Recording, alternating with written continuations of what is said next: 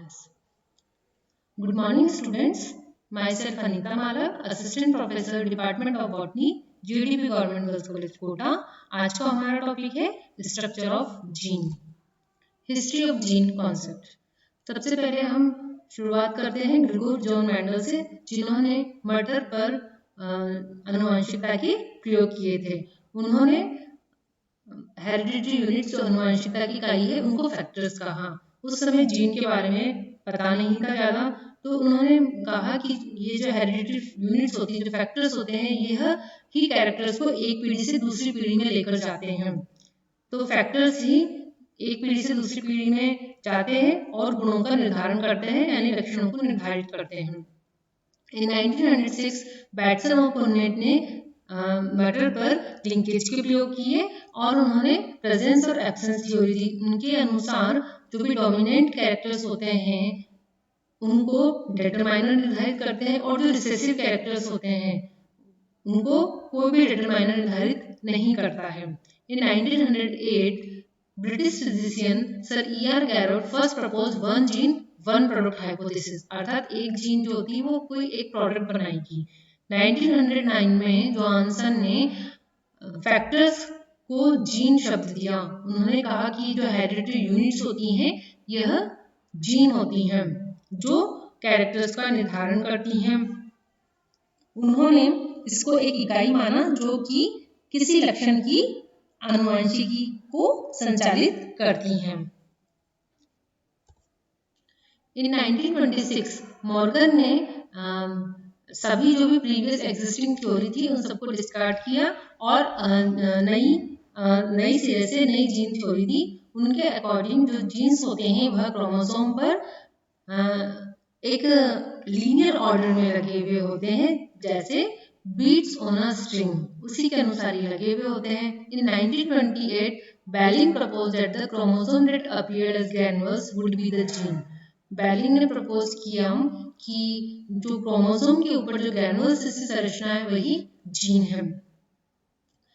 इन 1933 Morgan ने जो gene theory दी थी उस पर उनको नोबेल प्राइज मिला था। मॉर्गन ने जो थ्योरी दी थी उसके अकॉर्डिंग यह था कि किसी भी जीव के जो गुण होते हैं वह कारकों से संचालित होते हैं, और यही जो कारक होते हैं यही जीवों की जनन कोशिकाओं में पेयर्स में उपस्थित होते हैं, और जितने भी कारक होते हैं वो आपस में लिंकेज ग्रुप्स के रूप में विशिष्ट संख्या में उपस्थित होते हैं, और विभिन्न संलग्न समूह के सदस्यों का आपस में आदान प्रदान अर्थात क्रॉसिंग ओवर होता है। इस प्रकार से उन्होंने कहा कि जो जीन्स होते हैं वह संलग्न समूह के रूप में रहते हैं और एक लीनियर अरेंजमेंट में स्थित होते हैं। लेकिन बाद में जो मॉर्गन की जो थ्योरी थी इसको भी डिस्कार्ड कर दिया गया। 1941 में बीडर एंड टाटम ने one gene one enzyme hypothesis दी। उन्होंने ये जो हाइपोथेसिस दी वन जीन वन एंजाइम, यह न्यूरोस्पोरा क्रेसा पर जो एक्सपेरिमेंट के जो प्रयोग किए थे उन्होंने उसके आधार पर दी। न्यूरोस्पोरा क्रेसा एक फंगस है, उस पर उन्होंने यह प्रयोग किए थे। इसके बाद 1944 में एवरी, एनसिक्लियोड और एनसिकार्टी ने जो एक्सपेरिमेंट्स किए उन्होंने उन एक्सपेरिमेंट्स के आधार पर बताया कि डीएनए एक जेनेटिक मटेरियल है। इस प्रकार से उन्होंने कहा कि जो जीन्स होते हैं वह जीन्स जो होते हैं वह डीएनए पर स्थित होते हैं, अर्थात डीएनए ही जीन्स हैं। इसके बाद हम देखते हैं कि जो वायरस होते हैं जैसे टीएमवी है, रिट्रोवायरसेस है, जीवो वायरसेस हैं, इन सब में जेनेटिक मटेरियल डीएनए ना होकर आरएनए होता है। Now definition of gene. Gene क्या है? जीन एक फंक्शनल हेरिडिटरी यूनिट है, कार्य की आनुवंशिक संरचना है यह, जो न्यूक्लियोटाइड के रूप में होती है और प्रोटीन का फॉर्मेशन करती है। जीन्स जो होते हैं वो क्रोमोसोम पर स्थित होते हैं। जीन एक यूनिट है जिसके अंदर जेनेटिक इंफॉर्मेशन है, और वह जेनेटिक इंफॉर्मेशन लक्षणों का अर्थात फिनोटाइप्स का निर्धारण करती है। The gene is the unit of genetic information that specifies the synthesis of one polypeptide, अर्थात जो जीन है वह एक पॉलीपेप्टाइड का निर्माण करती है, अर्थात उसके अंदर जेनेटिक इंफॉर्मेशन है किसकी? एक पॉलीपेप्टाइड बनाने की। पॉलीपेप्टाइड क्या होता है? एमिनो एसिड्स जो होते हैं वो आपस में जुड़कर पेप्टाइड बॉन्ड के द्वारा जुड़कर पॉलीपेप्टाइड बनाते हैं और यही पॉलीपेप्टाइड आगे चलकर प्रोटीन्स का फॉर्मेशन करते हैं। यहाँ पर आप देख सकते हो क्रोमोसोम आपको दिखाई दे रहा है, हाइलाइटर ले लेते हैं। क्रोमोसोम जो होता है वह डीएनए से बना हुआ होता है। इसी पर एक्सोन, इंट्रोन, एक्सोन, ऐसे इस प्रकार से ये जीन्स होते हैं। लेकिन इसके अंदर जो इंट्रोन्स होते हैं ये जीन का वह पार्ट है जो एक्सप्रेस नहीं होते हैं। जब डीएनए जो होता है उससे जब आरएनए बनता है तो एक्सोन जो होता है ये स्प्लाइसिंग के द्वारा हटा दिए जाते हैं। इंट्रोन जो होते हैं वह स्प्लाइसिंग के द्वारा हटा दिए जाते हैं और जो एक्सोन होते हैं यही जीन का वह पार्ट है जो एक्सप्रेस होता है, जो आगे एमआरएनए बनाएगा और एमआरएनए से अंततः प्रोटीन बनता है। इस प्रकार से एक्सोन एक्सप्रेस होता है जबकि इंट्रोन जो है स्प्लाइस द्वारा हटा दिया जाता है। इस प्रकार से ये कुछ डेफिनेशन है जीन की। Now classical concept of gene. Classical concept of gene जो है हम मेंडल से शुरू करते हैं। उन्होंने कहा था कि जो अनुवांशिक जो कैरेक्टर्स होते हैं, जो हेरिडिटरी कैरेक्टर्स होते हैं, उनको फैक्टर्स निर्धारित करते हैं जो एक निर्धारित लोकस पर क्रोमोसोम में स्थित होते हैं और वह फिनोटाइपिक कैरेक्टर्स को ही निर्धारित करते हैं। Now next, number of genes in each organism is more than the number of chromosome. हम ये देखते हैं कि जो जीन्स है किसी भी ऑर्गेनिज्म में जो पाए जाते हैं वह क्रोमोसोम से ज्यादा होते हैं, अर्थात एक क्रोमोसोम पर इसका मतलब कई सारे जीन्स लगे हुए होते हैं। The genes are arranged in linear fashion like beads on string. तो जीन्स कैसे लगे हुए होते हैं, जैसे धागे में मोती पिरोए हुए होते हैं, उसी प्रकार से जीन का अरेंजमेंट होता है क्रोमोसोम पर। Each gene occupies specific position called locus. If the position of gene changes, characters may be changed. अगर जीन चेंज हो जाती है, वहां से पोजीशन किस पोजीशन पे स्थित है, पर्टिकुलर लोकस पर स्थित है, अगर वह चेंज हो जाते हैं तो कैरेक्टर्स भी चेंज हो जाते हैं। Now modern concept of gene. S Berger ने 1957 में जो थ्योरी दी थी जीन की, उसको हम मॉडर्न कॉन्सेप्ट मानते हैं। उन्होंने कहा था कि जो जीन होती हैं, जेनेटिक मटेरियल पे है, क्रोमोसोम पर है, तो वह 3 तरह से हो सकती हैं। कैसे?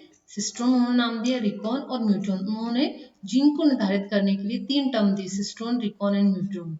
सिस्ट्रोन क्या है? सिस्ट्रोन जीन का वह पार्ट है जो फंक्शनल है। म्यूटोन जिसके अंदर म्यूटेशन हो सकता है, और रिकॉन जो यूनिट है रिकॉम्बिनेशन की। इनको हम एक एक करके पढ़ते हैं। सिस्ट्रोन, एस बेंजर ने यह टर्म दी थी सिस्ट्रोन। उन्होंने कहा था कि जो सिस्ट्रोन है ये फंक्शनल यूनिट है और इस यूनिट के अंदर क्रॉसिंग ओवर भी पॉसिबल है। The part of the DNA specifying a single polypeptide chain is term as cistron. It transmits character from one generation to other as unit of transmission. यह characters को one generation में से लेकर दूसरे generation को transmit करती है। इस प्रकार से सिस्ट्रोन एक कार्य की इकाई है जीन की। आप यहाँ पर देख सकते हैं इस पिक्चर के अंदर, यह एक सिस्ट्रोन है और यह सिस्ट्रोन आगे पॉलीपेप्टाइड बना रहे हैं। आप यहाँ देख सकते हैं ये सिस्ट्रोन है, ये वाला पार्ट सिस्ट्रोन है जो एक पॉलीपेप्टाइड को बना रहा है। नाउ रिकॉन, हमने देखा कि जो रिकॉन है यह सिस्ट्रोन का वह पार्ट है, अर्थात ये सिस्ट्रोन का ही पार्ट है, लेकिन यह सिस्ट्रोन का वह पार्ट है जिसमें रिकॉम्बिनेशन संभव है। तो यह जो स्मॉलेस्ट पार्ट है डीएनए का, जिसको सेपरेट किया जा सकता है और जिसके अंदर रिकॉम्बिनेशन हो सकता है, इसको हम रेकॉन कहते हैं। Recon consist of not more than 2 pairs of nucleotide. और ये कितने न्यूक्लियोटाइड्स का बना हो सकता है? दो न्यूक्लियोटाइड्स का यह बना हुआ होता है। स्मॉलेस्ट अगर हम देखें तो 2 पेयर ऑफ न्यूक्लियोटाइड यानी 2 पेयर्स ऑफ न्यूक्लियोटाइड का बना होता है ड्यूरिंग प्रोसेस ऑफ रिकॉम्बिनेशन। अर्थात ये एक स्मॉलेस्ट यूनिट है जिसके अंदर रिकॉम्बिनेशन संभव है। The smallest unit capable of undergoing recombination is known as recon. Now muton, यह टर्म भी बेंजर ने दी है। यह स्मॉलेस्ट यूनिट है क्रोमोसोम की जिसके अंदर म्यूटेशनल चेंजेस हो सकते हैं। सो म्यूटोन को हम डिफाइन कर सकते हैं कि यह एक स्मॉलेस्ट यूनिट है डीएनए की जिसके अंदर जो न्यूक्लियोटाइड का एक न्यूक्लियोटाइड का बना हो सकता है। अर्थात the smallest unit of DNA which may be change is the nucleotide. क्योंकि हम देखते हैं कि एक न्यूक्लियोटाइड में भी चेंज होने पर पूरे जो जीन की जो स्ट्रक्चर है उसमें चेंज आता है, तो एक न्यूक्लियोटाइड भी इसको डिनोट करता है म्यूटोन को। Thus changes at nucleotide level are possible. The smallest unit of muton is nucleotide. Therefore cistone is the largest unit. हम देखेंगे कि सिस्टोन क्या है, सबसे लार्जेस्ट है, और सिस्टोन के अंदर ही क्या होंगे, रिकॉन, और रिकॉन से छोटी यूनिट है म्यूटोन। This can be explained that a gene consists of several cistone. अर्थात हम देखें कि जो जीन होती है उसमें कई सारे सिस्टोन होते हैं, जैसे हमने इस पिक्चर के अंदर देखा एक जीन है, इसके कई सारे सिस्टोन होंगे, और सिस्टोन के अंदर कि वो पार्ट जिसके अंदर रिकॉम्बिनेशन हो सकता है, जिसके अंदर रिकॉम्बिनेशन हो सकता है उसको हम रिकॉन कहते हैं। और प्रत्येक रिकॉन में मतलब एक न्यूक्लियोटाइड में भी चूंकि म्यूटेशन हो सकता है, इसीलिए एक यूनिट को भी, एक न्यूक्लियोटाइड को भी हम म्यूटोन कहते हैं। अर्थात रिकॉन के अंदर कई म्यूटोन होते हैं। तो सबसे लार्जेस्ट यूनिट सिस्टोन है, देन रिकॉन है, एंड देन म्यूटोन है। आशा है आज का लेक्चर आपको समझ में आया होगा। Please subscribe YouTube channel CCE Raj JDP GJC Kota. धन्यवाद।